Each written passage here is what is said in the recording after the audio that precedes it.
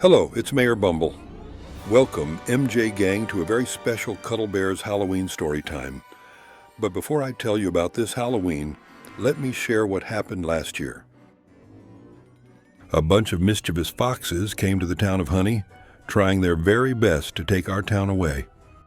Oh, MJ Gang, it was quite an adventure. Just take a look.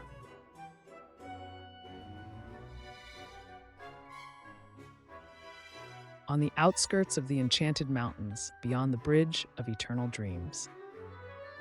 A dense mist lingers in the air as a group of mischiefs, an odd collection of quirky, mischievous characters, are huddled around a crackling fire. Their leader, a ragged figure named Rook, stands in front of them, his eyes gleaming with excitement. Tonight's the night, my friends. The night we wait for all year long. Halloween. The mischiefs cheered, some clapped, others rubbed their hands together in anticipation. Among them was Fidget, a jittery little creature with twitchy whiskers, Pops, a towering old fox with a heart of mischief, and Trixie, a sly fox with a wicked grin. Pop stood up to speak. The town of Enchanted Bears won't know what hit them this time. They're so used to their honey and happy lives. It's about time we stirred things up. Scaring Cuddle Bears never gets old. Remember, it's not just any town, it's the town of Honey. Little scared Cuddle Bears. They've been dreading this night for weeks, hiding away, barricading their windows. Every year it's the same, shaking in their fur at the thought of us crossing that bridge, coming over the Enchanted Mountains. But this year will be different. It's really going to be scary. Exactly. Because this time we've got a plan. We're not just here to scare them. We're going to give them something to really remember. We are going to take their town. Through the endlessly misty glow of the river, the mischiefs begin their journey through the Enchanted Mountains, their steps echoing as they approach the peaceful town of Honey. Meanwhile, we go to the town of Honey. We find the Enchanted Bears, small, round, cuddly creatures, busily preparing for the dreaded night. They lock doors, board up windows, and store their precious honey deep underground. Mayor Bumble, a plump bear with a worried expression, addresses the town. Cuddle Bears, listen up. We've been through this before. You all know what's coming. Those mischiefs from beyond the Enchanted Mountains. They come every year on Halloween. But this time, we'll be ready. The mischiefs arrive at the edge of the town of Honey, grinning wickedly. Rook, the leader, steps forward, his eyes gleaming with mischief. Remember the plan. We don't rush in. We savor the fear. Let's get started. The mischiefs spread out, creeping through the town with slyness and care. Pops lumbered past a shop window, shaking it just enough to make the boards rattle, causing a bear inside to jump with fear. Fidget, another mischief, darted through alleys, knocking over barrels and making eerie noises. The mischief. Trixie tiptoed across rooftops, peeking into windows, her mischievous laugh echoing in the night. Inside their homes, the Enchanted Bears huddled together, trembling. "Are they gone yet?" asked the baby bear. "Shh, they're out there. We just need to stay hidden," says the mama bear. Rook appeared in the center of the town square, standing tall with a wicked grin. He looked around, claiming the town as his own. He called out, come out, little Cuddle Bears. We only want to play." Silence filled the town, except for the occasional rustle of leaves. For a moment, it seems the mischiefs had complete control of the night. But then, a soft hum begins to fill the air. The mischiefs stopped in their tracks, confused. What is that sound?" one of the mischief asked. Suddenly, from the shadows of the town, a golden glow began to emerge. The Enchanted Bears, one by one, stepped out of their homes, holding glowing jars of honey. "Not this year, mischiefs," said Mayor Bumble. "We've had enough of your tricks." The mischiefs stood frozen, unable to move. Unsure of what's happening, the glow from the honey jars grew brighter, and the town begins to hum in unison, creating a warm, powerful energy that filled the air. The powerful energy continued to fill the air, until Pops, one of the mischiefs, hollered out, What's going on? Rook told all the Mischiefs to fall back. It's some kind of enchanted bear magic, he screamed. But it was too late. The glow of the honey jars became overwhelming, surrounding the Mischiefs in a warm, golden light. Slowly, all the mischief was drained from them, and they were left standing in awe, no longer able to cause trouble. What? What have you done? Rook asked. We've had enough of your fear. Honey is stronger than your tricks. Now, leave our town in peace and a happy Halloween, said Mayor Bumble. The Mischiefs, without their mischievous behavior, slowly headed back toward the other side of the enchanted mountains, the glow of the honey following them until they disappeared into the mist. The enchanted bears cheered, their fear replaced with joy. The town celebrated, and the rainbow sky appeared as the dawn broke over the enchanted town of Honey. Mayor Bumble smiled. This Halloween was different. This time, we weren't afraid. When the Mischiefs returned back to the campfire, defeated and tired, Fidget asked Pops, "What are we going to do now? And where's Rook? Didn't he come back with us?" Pops looked around, knowing they probably would not see him again. Rook only came around for mischief, and because it was a night of failure, he probably would not come around anymore. So Pops slowly told them. Rook has moved on. I am the leader of the Mischiefs now. The band of Mischiefs all agreed that Pops was their leader. After all, Rook left them with no other choice. Now, they just needed to figure out what to do next. As the sun was going down at the top of the enchanted mountains, Rook came into view. He whispered a magical spell and turned back into the Black Crow.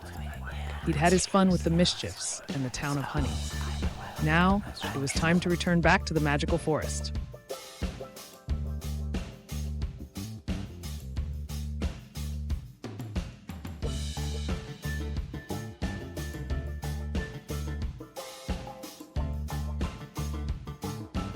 Well, that was the Halloween when Rook and his mischiefs nearly turned Honey upside down.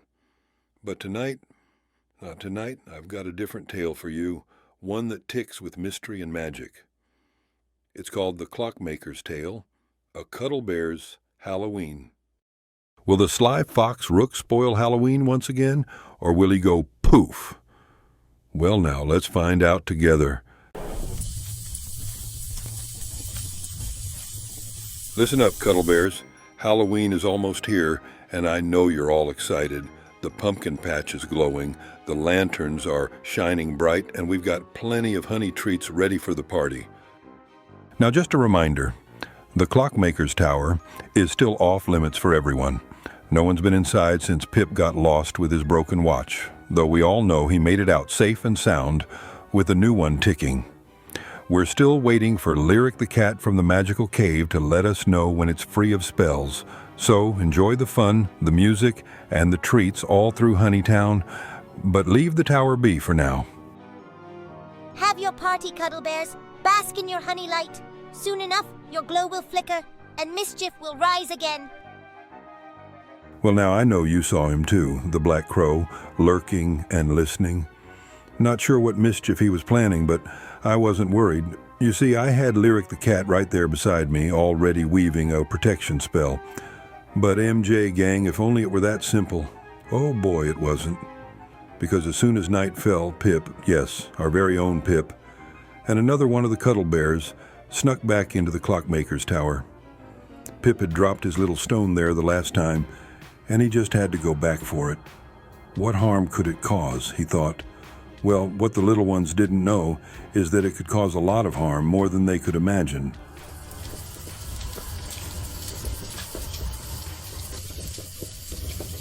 The tower is never harmless.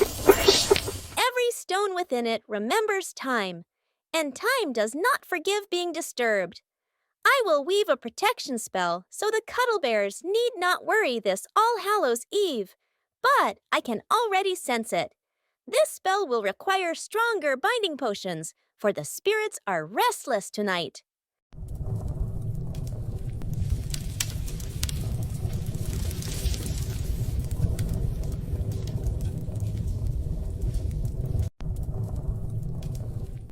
Silly cat. This potion won't stop me from ruining the Cuddle Bears' Halloween fun. And this Clockmaker's tower is the perfect place to hide out. The chamber of the Clockmaker's tower was glowing dimly that night, lit only by the uneasy orange flicker of the cauldron. Its bubbling echoed against the cracked stone walls, and the shadows stretched like claws across the floor. And then, oh dear, who should step inside but young Pip? There he was in his bright orange sweatsuit with his name stitched proudly across the chest. In his paw he clutched a tiny pebble, eyes shining with relief. "So glad I found my stone," he whispered. "It must have fallen out of my pocket." With him came another little brown Cuddle Bear, dressed in the same orange suit with MJ Storytime stitched across the front. That little one only nodded, nervous but loyal. Pip held the pebble tight and said, "Now, let's get out of here before Mayor Bumble and Lyric find out we snuck in." Oh, if only they had left right then.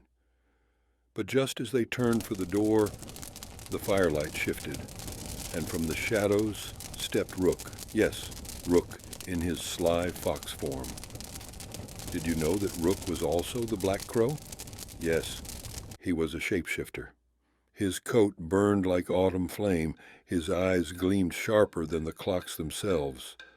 The little ones froze in place, startled, trembling. And I tell you this, every clock in that tower seemed to stop ticking at that very moment. The only sound left was the bubbling of the cauldron, and Rook's grin cutting through the dark. Pip's paw trembled as the tiny pebble in his grip began to quiver, glowing faintly against the firelight. Then, with a sharp crack like thunder, the pebble burst with light, and a wall of stone erupted from the floor between the cubs and Rook. The wall rose high, jagged and unshakable, cutting off the fox's advance.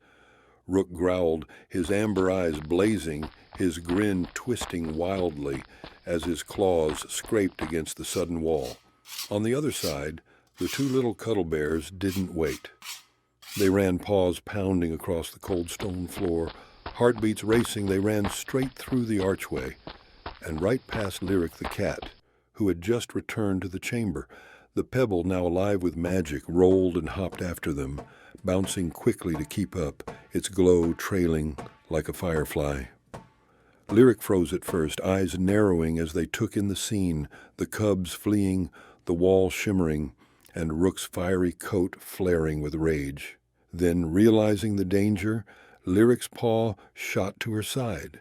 With one swift motion, she drew out her wand, the purple cape swirling around her ankles as she raised it high, the orb at her belt pulsing in response. The chamber crackled with new energy, the air splitting between Rook's dark fire and Lyric's rising spell.